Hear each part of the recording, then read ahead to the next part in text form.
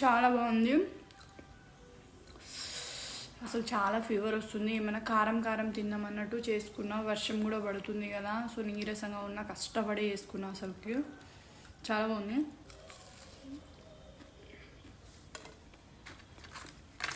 ఇంకోటి ఏంటంటే ఆలు కూడా వేసుకున్నా. చిప్స్ లాగా కట్ చేసుకొని ఆలు కూడా బాగుంటుంది అనేసి ఇలా వేసుకున్నా.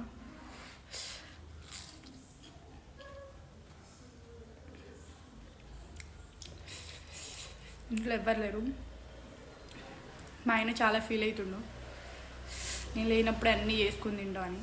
కానీ ఆయన వచ్చేవరకు మళ్ళీ వేడిగా చేసి ఇవ్వాలి. కానీ చాలా బాగుంది.